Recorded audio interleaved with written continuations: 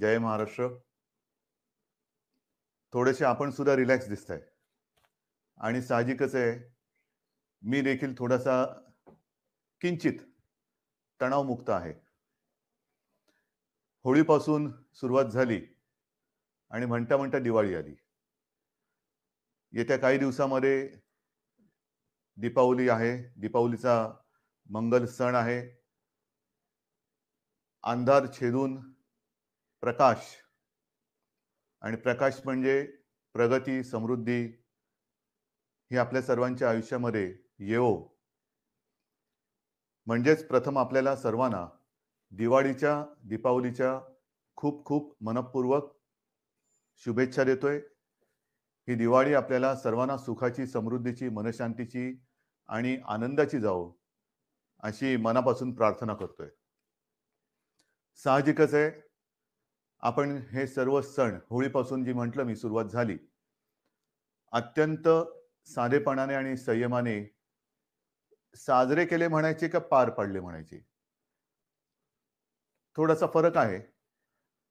पण महत्त्वाचा मुद्दा म्हणजे या सर्व 6, 8, 9 महिन्यामध्ये आपण सर्वांनी जे काही सहकार्य केलं, त्याला तोड नाही.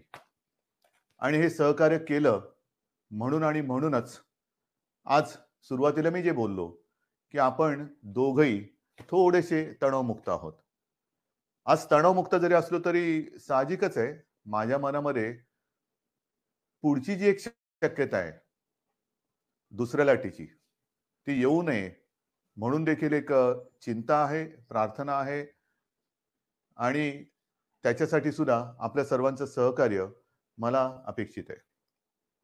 प्रथम मी दिवाळीबद्दल बोलतो. आत्तापर्यंतचे सगळे सण होते, मग ते गणपती उत्सव असतील, नवरात्री उत्सव आहे, होताच. अगदी दहीहंडी होती, ईद, सगळेच. आपल्या पारसी बांधवांचे सुद्धा सण होते, जैन बांधवांचे सण होते, ईद होती, सगळे होते. हे सगळे सण आपण अत्यंत संयमाने घरातल्या घरामध्ये एकमेकाला हल्ली WhatsAppवरनं झाले ना सुरू. हॅपी दिवाळी, हॅपी हे, हॅपी ते, ह्या ह्याच्यातनं साजरे केले. आता दिवाळी आली. जवळपास सगळं काही आपण उघडलेलं आहे. गर्दी मी पाहतोय वाढत चाललेली आहे, चांगली आहे. एक जिवंतपणाचं लक्षण आहे. गर्दी वाढते आहे. सगळे व्यवहार जवळपास पूर्वपदावरती यायला लागलेले आहेत आणि इथेच मला थोडीशी एक खबरदारी आपण घ्यावी, अशी विनंती करायला आज आम्ही संवाद साधत आहे. आपण बघता आहात, की गेले काही दिवस महाराष्ट्रामध्ये आणि विशेषतः मुंबई आसपासच्या सर्व परिसरामध्ये, अगदी पुण्यामध्ये सुद्धा हा कोरोना जो काही वाढत होता, अनेक जण आपल्यावरती टीका करत होते. काही जण म्हणत होते, की यांच्या कंट्रोलच्या बाहेर चाललेला आहे. पण आपण सगळ्यांनी जिद्दीने आणि आत्मविश्वासाने, एका शिस्तीने या संकटाचा सामना करत हा तो जो काही त्याचा चढ होता, तो खाली आणलेला आहे. आपल्याकडे हा चढ होता तो उतारावरती आणलाय, नक्की आणलेला आहे. पण देशात इतरत्र, म्हणजे मी विशेषतः दिल्लीत म्हणेन, जिथे आज आपल्याकडे हजारातला आकडा शेकड्यात आलेला आहे मुंबईतला आणि राज्यातला आकडा सुद्धा नियंत्रणात आलेला आहे. तर तिथे दिल्लीत आपण पाहतात आकडा वाढता वाढी होत चाललेला आहे. कशामुळे होतंय? का झालं? इतर ठिकाणी आकडा वाढतोय, पाश्चिमात्य देशात आकडा वाढतो आहे. याचं कारण एक तर दिल्लीमध्ये असं म्हणतात, मी काही दिल्लीत जाऊन बघितलेलं नाही, पण प्रदूषण वाढलेलं आहे आणि प्रदूषण म्हटल्यानंतर हा जो काही एक विषाणू आहे, हा आपल्या श्वसन संस्थेवरती घातक परिणाम करतो. म्हणजे फुफ्फुस असेल, त्या फुफ्फुसामध्ये ते व्हायरल न्यूमोनिया त्याचा प्रादुर्भाव होतो आणि काही वेळेला किंबहुना अनेकदा आपण बघितलेलं आहे, की परिस्थिती हाताबाहेर जाते. विशेषतः ज्यांना सहव्याधी आहेत, म्हणजे कोमॉर्बिडिटी, त्यांच्यावरती हा परिणाम, घातकता त्याची जास्त असते. म्हणजेच काय, की दिवाळी साजरी करताना मी आपल्याला नम्र विनंती करेन, फटाक्यावरती बंदी आणायची का? आणायची का? प्रत्येक ठिकाणी बंद्या घालून आणि कायदे कडक करून आपण आपलं जीवन हे पुढे चालू ठेवायचं का? आपण आपल्या गोष्टी स्वतःहून, जसं आत्तापर्यंत तुम्ही पाळलत सगळं, तसं स्वतःहून पाळू शकत नाही का? जर आपल्याला लक्षात आलं असेल, की एक तर अजूनही औषध नाहीये, लसीचा पत्ता नाहीये आणि प्रदूषणामुळे जर हा विषाणू वाढत असेल, आकडा वाढत असेल, तर दिवाळीमध्ये आपण प्रदूषण करणारे फटाके हे वाजवणं टाळू शकतो का? बंदी करायची का? करू शकतो. पण मला असं वाटतं, बंदीपेक्षा आपसातला एकमेकावरचा विश्वास जो आहे आणि मला अनेक जणांनी सांगितलं, की आपण जेव्हा बोलता, तेव्हा आमच्या घरातलाच एक कुटुंब प्रमुख आमच्याशी बोलतोय, मोठा भाऊ आपल्याशी बोलतोय, असं आपल्याला सर्वांना वाटत असतं. मग त्याच नात्याने आपल्याला सांगतोय. लहानपणी मी सुद्धा फटाके वाजवलेले आहेत. सगळ्यांनीच फटाके वाजवलेले आहेत. आज सुद्धा घराघरातली लहान मुलं आहेत. त्यांना तो एक आनंद असतो. पहाटे अभ्यंग स्नान म्हटल्यानंतर तेव्हा थंडी मुंबईमध्ये असायची. आज इतरत्र राज्यात थंडी पडायला सुरुवात झालेली आहे. उटणं लावायचं, ते चिराट फोडायचं आणि पहिला फटाका कोण लावतो? ती एक गंमत होती. पण म्हणता-म्हणता ही वस्ती एवढी वाढली आणि त्याच्यानंतर हे एवढं आता धूर आणि प्रदूषण वाढायला लागलेलं आहे, की आत्तापर्यंत जे काही आपण साधलेलं आहे, आत्तापर्यंत जे काही आपण कमावलेलं आहे, ते 4 दिवसातल्या धुरामध्ये वाहून जाता कामा नये. म्हणून मी आपल्याला विनंती करतोय, एकतर सार्वजनिक ठिकाणी फटाके वाजवायचे नाहीत, नाहीतच. कारण आपल्याला समाजाची काळजी घ्यायची आहे. अनेक जण ह्या वेळेला फिरायला बाहेर पडतात. सगळीकडे रोषणाई, रोषणाई जरूर करा. दीपावली म्हटल्यानंतर दिवे, दीप तर उजळले पाहिजेतच. दीपावली ही दीपावली वाटली पाहिजेच. पण दीपावली म्हणजे दिवा. तो दिव्याचं एक महत्त्व आहेच. दिवे जरूर पेटवा, प्रकाशमान करा. पण फटाके न वाजवाल तर उत्तम. सार्वजनिक ठिकाणी फटाके वाजवायचे नाहीतच. हां, आपल्या एक ह्याच्यासाठी आजूबाजूला कोणाला त्रास होऊ न देता जेवढे काही मर्यादित फटाके आपण वाजवू शकत असाल, हरकत नाही. मी अगदीच काही तुम्हाला आणीबाणी आणीबाणी नाही आणत आहे तुमच्यावर. फटाके वाजवूच नका किंवा फटाक्यांवरती बंदीच घालतो, असं न म्हणता, चला आपण एक दुसऱ्याच्या विश्वासावरती हा सण आनंदाने साजरा करूया. फराळ करा. पण पुन्हा एक सांगतो, की आत्ता जरी ही परिस्थिती आटोक्यात आलेली वाटत असली, तरी दिवाळी आणि दिवाळी नंतरचे 15 दिवस हे फार आपल्याला कसोटीचे आहेत. याचं कारण असं, की पाश्चिमात्य देशात आपण जे काही बघतो आहोत, आकडेवारी बघतो आहोत, प्रचंड मोठ्या प्रमाणात ही दुसरी लाट आलेली आहे. म्हणजे अनेक ठिकाणी हा जो आकडा होता, हा जवळपास शून्यावरती आला. आणि मी जी काही माहिती घेतली, माझ्याकडे माहिती आहे, कागद सगळे आहेत, पण हे सगळं तुम्ही बघताय तेच मी बघतोय. पण ते बघितल्यानंतर रिपिटेशन नकोय. पाश्चिमात्य देशात आपण जर पाहिलत, तर अगदी इटली असेल, ब्रिटन असेल, इंग्लंडमध्ये तर लंडनमध्ये तर पुढच्या 4-6 आठवड्यासाठी कडक लॉकडाऊन त्यांनी केलेलं आहे. कडक. म्हणजे जसं आपल्याकडे होता तसा. इतरत्र सुद्धा स्पेनमध्ये असेल, नेदरलँडमध्ये तर मी असं ऐकलं, की घरातल्या घरात कुटुंबियांना सुद्धा त्यांनी मास्क घालण्याची एक जबरदस्ती केलेली आहे. हे आहे, होतंय. याचं कारण का? की थोडीशी बेफिकिरी. आता संपलं सगळं. गेले 1-2 महिने काहीच झालेलं नाहीये. झालं सगळं. तसं नाहीये. तिकडे थंडीचा सीझन सुरू होतोय. त्याच्यात हा आता विषाणू परत वाढीला लागलेला आहे आणि त्या लाटेच्या आकडेवारीकडे जर का आपण बघितलं, तर मी म्हणेन ही लाट नाही, ही सुनामी आहे. कारण पहिल्या प्रथम जेव्हा तिथे लाट आली होती आणि अगदी पीक ज्याला म्हणतात, त्या पीक नंतर खाली गेला तो कोरोना आणि आता जो आलाय तो दुपटी-तिपटीपेक्षा जास्त संख्येने आलेला आहे. आपल्याकडे होणार नाही, होऊ द्यायचं नाही. पण विचार करा, गेले 6, 8, 9 महिने आपली यंत्रणा, मग ती पोलीस आहे, महसूल आहे, आरोग्य सेवक आहेत, डॉक्टर्स आहेत, अत्यंत तणावाखाली ह्या लढाईमध्ये लढतायत. कोणासाठी लढतायत? अनेक पोलीस मृत्युमुखी पडलेत. आरोग्य सेवकांना सुद्धा बाधा झालेली, त्यातले काही मृत्युमुखी पडले. काही डॉक्टर्स गेलेले आहेत. कोणासाठी लढतायत? त्यांच्यावरती असह्य ताण आहे. आणि आता मला असं वाटतं, की ही जी काही लढाई आपण लढलो, मला सहज एक परवा कोणीतरी पाठवला. एक चांगला होता, एका सैनिकाचा. तो सैनिक आपल्याला सांगतोय, की मी तुमच्यासाठी लढत असताना किती किलो वजन, मग बूट किती किलोचे असतात, अंगावरती बॅगेमध्ये त्याच्या जी काही दारुगोळा असतो, तो किती किलोचा असतो, हेल्मेट किती किलोचा असतो, त्याचं जॅकेट किती किलोचं असतो. म्हणजे त्याचं वजन आणि ह्याचं वजन ह्याची जर तुलना केली, तर खूप फरक आहे. म्हणजे त्याच्या शरीरापेक्षा तो जो काही वाहतो, नुसतं वाहत नाही, तो जो काही अंगावरती बाळगतो, त्याचं वजन हे जास्त आहे. आणि मग तो सैनिक आपल्याला विचारतो, "हे एवढं सगळं वजन घेऊन जर मी तुमच्यासाठी लढत असेन, तर तुम्ही फक्त मास्क लावून ही लढाई लढू शकत नाही?" किती साधा आणि मार्मिक प्रश्न आहे. लढताना आपल्या हातात दुसरं कोणतेही शस्त्र नाहीये. मास्क शिवाय दुसरं कोणतेही शस्त्र नाहीये. आणि सहज मी आता आपल्याशी बोलताना मला एक 100 वर्षापूर्वीची आठवण आली. त्याही वेळेला फ्लू आला होता. Spanish flu. साधारणतः कोरोना कधी जाईल? हा स्पॅनिश फ्लू जो 100 वर्षापूर्वी आला होता, तो 2 ते 3 वर्ष त्याने जगाला परेशान करून टाकलं होतं. त्याही वेळेला काही कोटी बळी म्हणजे आपल्या देशात सुद्धा असं म्हणतात, की 1 कोटीच्या आसपास लोकं मृत्युमुखी पडले होते. 100 वर्षापूर्वी लोकसंख्या काय होती? त्याच्यात 1 कोटी. आता लोकसंख्या किती आहे? प्रमाण काय होईल? हे तुम्हाला मी घाबरवत नाहीये, पण सतर्क राहण्यासाठी म्हणून ह्या प्रेमाच्या आणि सावधगिरीच्या सूचना देतो आहे. आणि म्हणून मी आपल्याला सांगतो, की जरी आपण या सगळ्या गोष्टी उघडतो आहोत, उघडायला तर पाहिजेच, कारण आयुष्य पूर्वपदावरती आलंच पाहिजे, येतं आहे, अर्थचक्राला गती मिळाली पाहिजे. पण ती गती देताना वेडीवाकडी जर का गती द्यायचा प्रयत्न केला, तर ती दुर्गती होईल. गतीच्या ऐवजी अधोगती होईल. कारण पुन्हा जर का लॉकडाऊन करण्याची वेळ आली, तर तो लॉकडाऊन आपल्याला फार भारी पडेल आणि जर का रुग्णसंख्या वाढली, तर आता आपण जी सेवांमध्ये वाढ केलेली आहे. जम्बो हॉस्पिटल्स, फील्ड हॉस्पिटल्स, आता सुद्धा मी आपल्याशी बोलल्यानंतर मला वाटतं मीरा भाईंदर आणि कल्याण डोंबिवली येथे कोविड केअर सेंटरचं लोकार्पण करणारच आहे. मी अजूनही गरज संपली अशातला भाग नाहीये. पण एक गोष्ट चांगली आहे, की बऱ्याच ठिकाणी अजूनही आपले बेड्स आता रिकामी दिसतायत. ते रिकामीच असू द्या. मी कुठेही या आरोग्य सुविधा बंद करा म्हणून सांगितलेलं नाही.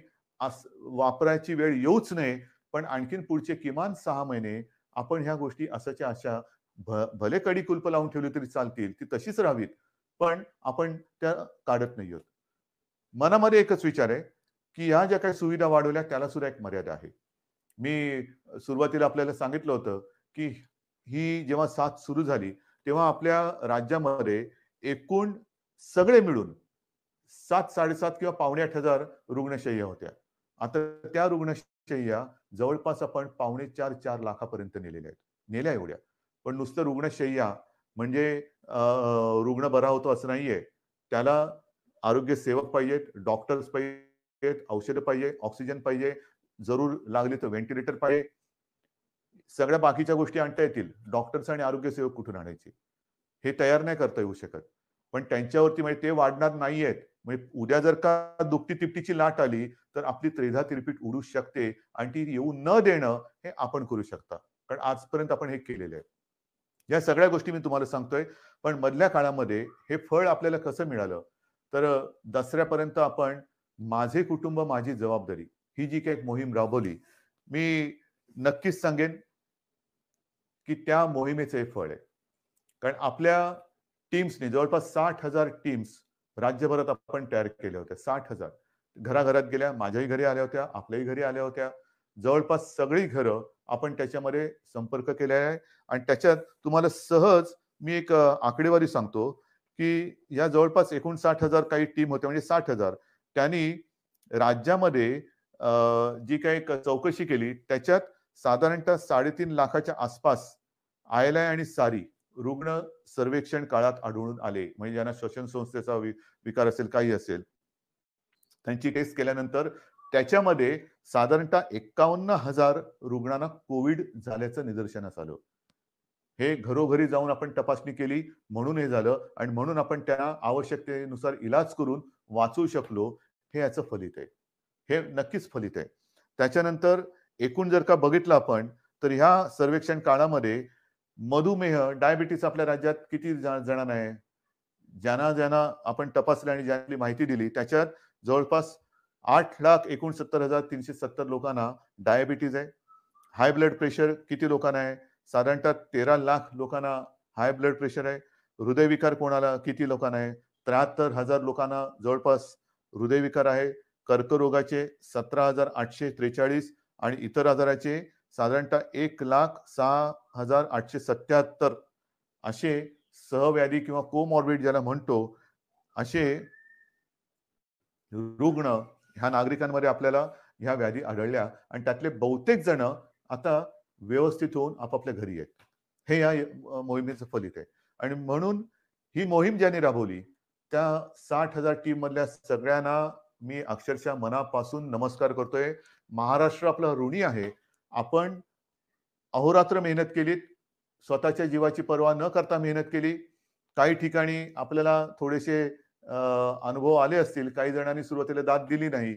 मग त्यांना जेव्हा कळलं की आपल्या भल्यासाठी आहे, मग त्यांनी दरवाजा उघडला आणि आता त्यांना त्यांचा विश्वास आल्यानंतर पुढे या सगळ्या गोष्टी केल्यात. परंतु मी यंत्रणेला सांगितलेलं आहे, की हा जो रेकॉर्ड आहे, हा रेकॉर्ड म्हणजे आपल्या राज्याचा आरोग्याचा नकाशा आहे, हेल्थ मॅप.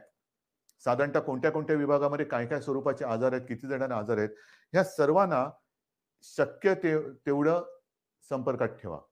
एक थोड्या-थोड्या कालावधीनंतर त्यांना किमान एक फोन करून तब्येतीची विचारपूस करा. आणि ही विचारपूस केल्यानंतर आपल्याला लक्षात येईल, की आपण जी मोहीम राबवतो आहोत, त्याचा उपयोग आपल्याला नुसतं निरोगी महाराष्ट्र, सुदृढ महाराष्ट्र वाचून होत नाही महाराष्ट्र. त्याच्यासाठी मेहनत करावी लागते. तर ही मेहनत, ह्या मेहनतीचं एक फळ आहे. म्हणून मी या सगळ्यांना धन्यवाद देतोय आणि त्यांना आणखीन सांगितलेलं आहे, की जरा थोडे दिवस थोडी विश्रांती घ्या. थोडी विश्रांती घ्या. पण आता पुढचा टप्पा आहे, हा तुम्ही करायचा आहे. ह्याचं कारण असं, की जे मी बघतो आहे, की मुंबईमध्ये सुद्धा आणि बाहेर सुद्धा मास्क न घालणारी जास्त दिसायला लागलेले आहेत. हे नाही चालणार. अजिबात नाही चालणार. बाकीच्या सगळ्या गोष्टी आपण हळूवार ओपन करतो आहोत, उघड करतो आहोत. पण मास्क घातला नाही, तर त्याला दंड हा केला जाणारच. करावाच लागेल. कारण साधारणतः जे प्रमाण लक्षात येतंय, हे आकडेवारी माझी नाहीये.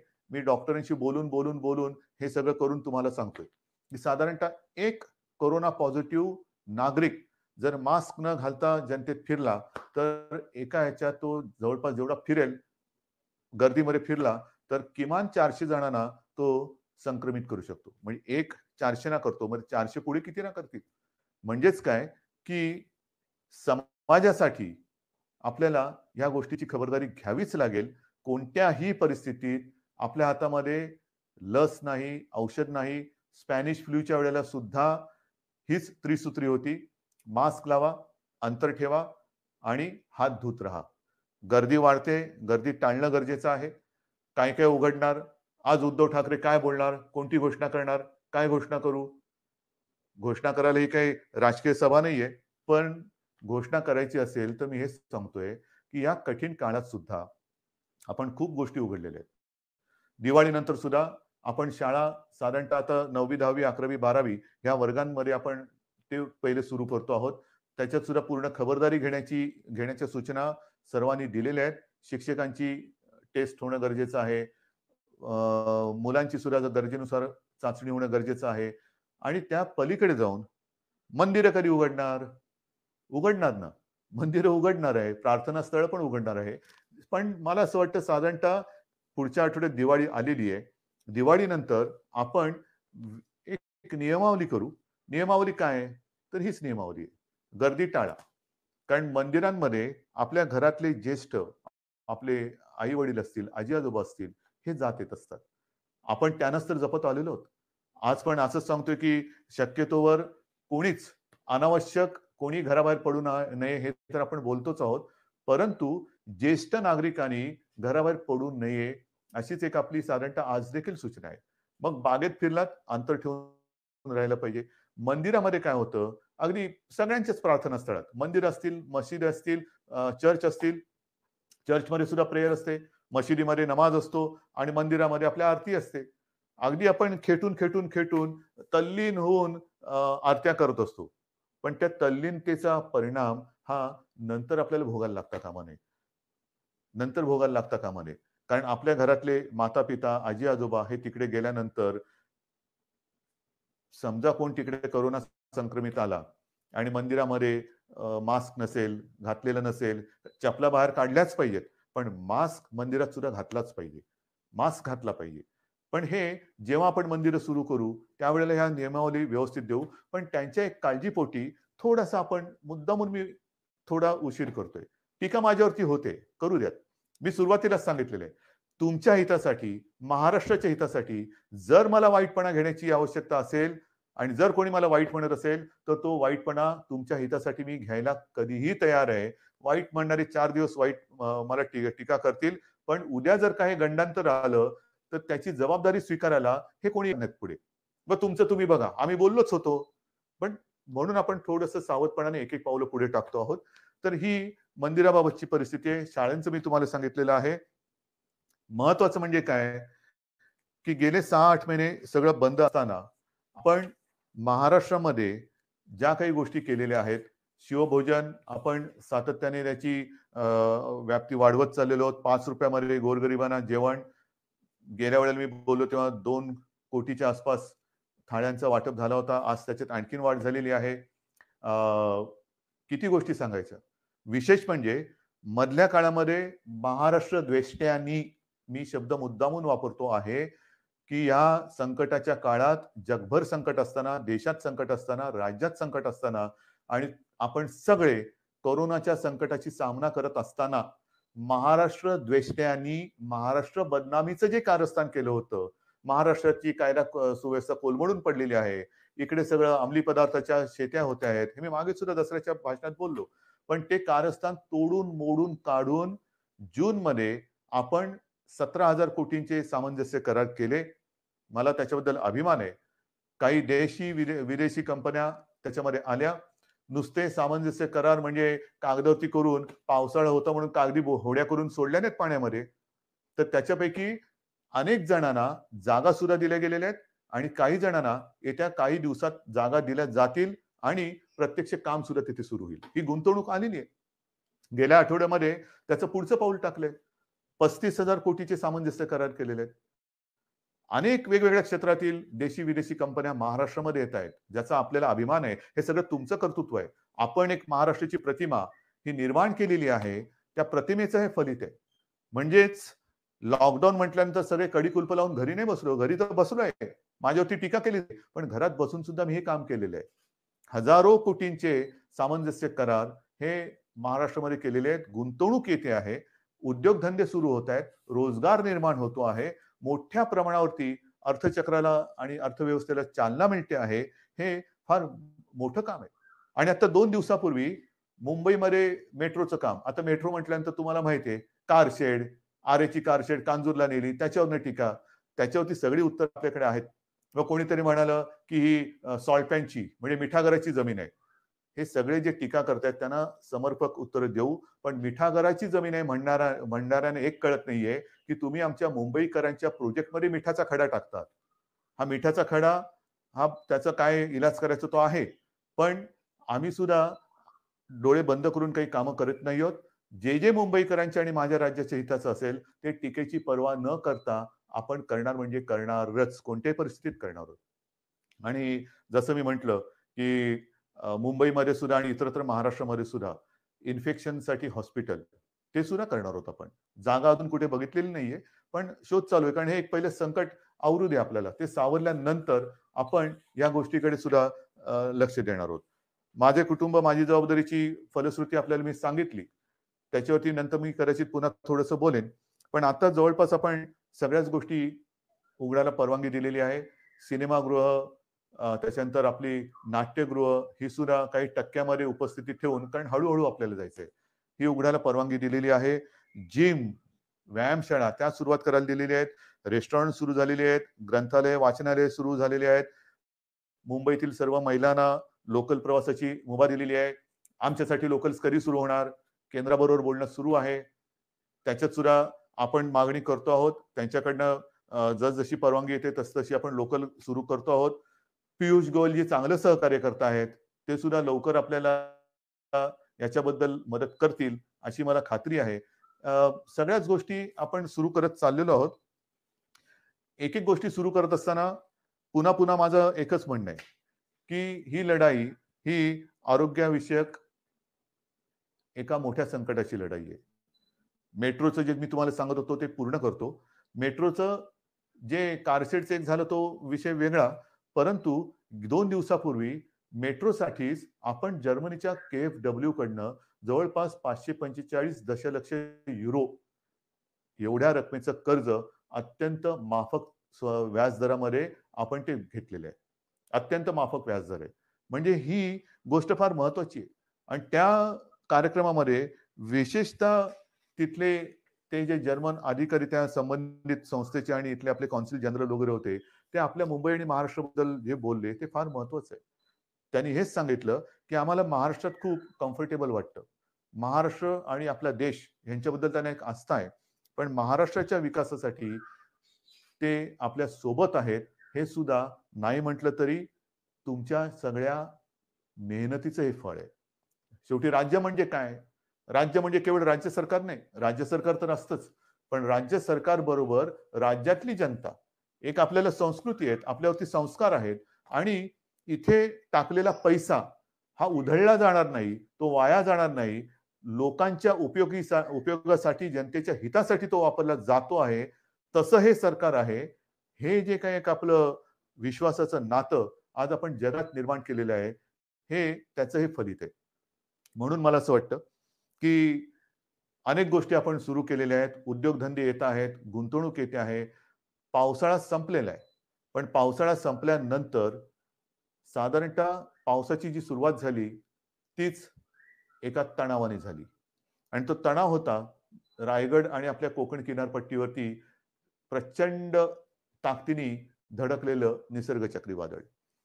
साधारणतः जूनपासून पावसाळा संपेपर्यंत कुठे ना कुठेतरी अतिवृष्टी, पूर, वादळं ह्या सगळ्या गोष्टी ज्या येत होत्या. मुंबईला सुद्धा त्यांनी सोडलं नाही पावसाने. पूर्व विदर्भाला नाही सोडलं. काही ठिकाणी पूर नाही आला, पण सतत पाऊस, सतत पाऊस, सतत पाऊस. पाऊस थांबतच नाही. आणि त्याचा दुष्परिणाम हा आता हा शेवटचा जो अतिवृष्टीचा पाऊस होऊन गेला, मी स्वतः जाऊन बघितलेलं आहे. जमिनी खरडून गेलेल्या आहेत. खरडून जाणं म्हणजे काय? तर सोन्यासारखं उभं असलेलं पीक हे तर कुठच्या कुठे सडून कुजून जातच. पण जमिनीचे थर जाऊन तिकडे जणू काय वाळवंट आहे की काय असं चित्र माझ्या समोर होतं. कुठे पुलाच्या वरनं 7-8 फुटावरनं पाणी गेलेले आहेत, झाडं उन्मळून पडलेले आहेत, विजेचे खांब उन्मळून पडलेले आहेत, विजेच्या तारा तुटलेल्या आहेत. हे सगळं गेले 4 महिने आपण भोगलेलं आहे. आणि म्हणून जून ते ऑक्टोबर म्हणजे हा पाऊस संपेपर्यंत एकूण जर का बघितलं, तर जवळपास महाराष्ट्रातली 41 लाख हेक्टर जमीन 41 लाख हेक्टर जमीन ह्या पूर आणि अतिवृष्टीमुळे बाधित झालेली आहे. संपूर्ण शेतकऱ्याची वाताहत झालेली आहे. कोणाची घरदारं वाहून गेलेली आहेत, कोणाची गुरं वाहून गेलेली आहेत, कोणाच्या घरातली माणसं बुडून गेलेली आहेत. काय करू शकतो आपण? काय करू शकतो? जास्तीत जास्त प्रयत्न हाच करायचा, प्राथमिकता प्राणहानी होऊ नये. कारण बाकी सगळ्या गोष्टी पुन्हा उभ्या करायला येऊ शकतात. पण प्राणहानी, मग घरातला माणूस गेला तर काय करायचं? तर त्याच्यामध्ये सुद्धा आपण जवळपास 10,000 कोटी निधी एकतर तुम्हाला माहिती आहे, मी गेल्या वेळेला भाषणांमध्ये बोललो होतो. 38,000 कोटी आपले जीएसटीचे आणि डिव्हॅल्युएशनचे बाकी आहेत. त्यातले आता 5,000-7,000 कोटी आलेत म्हणतात. परंतु दर महिन्याला त्याच्यामध्ये वाढ होत चाललेली आहे. म्हणजे होतं काय, की ज्या महापालिका, पालिका, मग कलेक्टर असतील, तिकडे काय झालं का राज्य सरकारकडे मागणी करणार. राज्य सरकार केंद्राकडे हात पसरणार. केंद्र सरकार हात वर करणार. काय करणार? तर ह्या सगळ्या परिस्थितीचा सामना करत आपण पुढे जातो आहोत.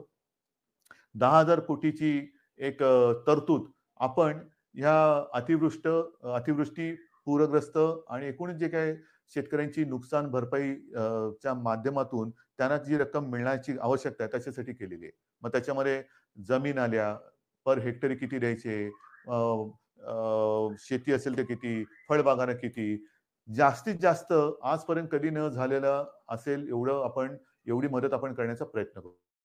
हे केवळ तुमच्या आशीर्वादाने आणि देवाच्या दयेने आपण करू शकतोय, निभावून नेतोय. हळू-हळू पूर्वपदावरती येण्याचा प्रयत्न करतो आहोत. पण मला असं वाटतं, की शेतकरी असेल आणि माझ्या महाराष्ट्रातले सगळे नागरिक असतील, खूप समजदार आहात तुम्ही. तुम्हाला सगळ्यांना हे संकट काय आहे ते कळलेलं आहे. कुठेही अनेकांनी तुम्हाला डिवचलं, चिडवलं, तरी सुद्धा त्यांच्या त्या सगळ्या डावपेचाला बळी न पडता तुम्ही नाही माझं सरकार आहे, आपलं सरकार आहे, माझं सरकार अडचणीत आहे, माझ्यासाठी ते नक्की काहीतरी केल्याशिवाय राहणार नाही, करताय. हे जे तुमचं प्रेम आहे ना, हे मला नाही वाटत जगाच्या पाठीवर दुसरीकडे कुठे मिळत असेल. आणि म्हणून मला असं वाटतं, की ही सगळी मदत आपण करतो आहोत. मग ती करत असताना आपण मग कापूस खरेदी असेल, उडीद, मूग, तूर, सोयाबीन ही सगळी पिकं आता एक करत येत आहेत. कापसाची खरेदी सुरू केलेली ह्या महिना अखेरपर्यंत बरीचशी केंद्र सुरू होतील. जी पिकं येत आहेत, त्यांची खरेदी सुरू करण्याचे आदेश दिले गेलेले आहेत. खरेदी केंद्र सुरू होत आहेत. काही ठिकाणी अजूनही हळू-हळू होत आहेत. पण या महिनाभरामध्ये जिथे-जिथे ज्या पिकासाठी आवश्यकता असेल, ती सगळी खरेदी केंद्र सुरू करण्याचे आदेश मंत्रिमंडळाने दिलेले आहेत. लवकरात लवकर ही खरेदी जर कुठे सुरू झालेली नसेल तर ती सुद्धा सुरू होईल. सगळ्या गोष्टी आपण करतो. चहूबाजूनी संकट जरी येत असली तरी संकटाचा सामना करून आपण त्यांना पुरून उरतो आहोत. हे फार महत्वाचं आहे. शिवभोजन बद्दल सुद्धा मी बोललेलो आहे. आणखीन एक दोन गोष्टी केलेल्या आहेत. काल परवाकडे फोर्स वन जो आपला एक महत्वाचा फोर्स आहे, अतिरेक्यांचा सामना करणारा, एकदा 26 नोव्हेंबरला त्याची गरज वाटली, त्याच्यानंतर तो केला गेला. त्यांच्यासाठी सुद्धा आपण जे त्यांना आवश्यक आहे ते करतो आहे. पण विशेष म्हणजे आपल्याला आपल्या राज्यामध्ये जे माजी सैनिक आहेत, त्या माजी सैनिकांना आणि त्यांच्या दुर्दैवाने ज्यांचं निधन झालेलं आहे किंवा आपल्यासाठी ज्यांनी बलिदान केलेले आहेत, जे शहीद झालेले आहेत, त्यांच्या ज्या बिचाऱ्या काय म्हणायचं, विधवा हा शब्द मला बोलायला खूप जड जाते, पण त्यांना आणि माजी सैनिकांना त्यांचा निवासी मालमत्तेचा कर आणि घरपट्टी ही माफ करण्याची योजना आपण आपल्या शिवसेना प्रमुखांच्या नावाने ती सुद्धा अंमलात आणतो आहोत. समाजातला प्रत्येक घटक हा वंचित राहता कामा नये. अगदी प्रत्येक घटक म्हटल्यानंतर मी यापूर्वी सुद्धा म्हटलेलं आहे की मग आरक्षणाचे वारे वाहत आहेत. मराठा आरक्षण आहे, ओबीसीचं आरक्षण, ते म्हणतात आमचं काही कमी करू नका, धनगर आहेत, या सगळ्यांना आपण कुठेही वारावरती अजिबात सोडू शकत नाही. कारण जाणार कुठे वारावर सोडून? आपण एकत्रच आहोत. हे सरकार तुमचं आहे. हे सरकार काही परदेशातून आलेलं नाहीये किंवा परग्रहावरून आलेलं नाहीये. तुम्हीच आहात ह्या सरकारचे सगळे मालक, पालक सगळे तुम्हीच आहात. आणि तुम्हाला जर न्याय देणार नाही, तर मग आणखीन कोणासाठी काम करणार? माझ्या राज्यातली जनता जर का असमाधानी असेल, तर मग मंत्रिमंडळ करायचे काय? आणि म्हणून मला सगळ्यांना हेच सांगायचं आहे, की परिस्थिती बिकट आहे, नक्की आहे.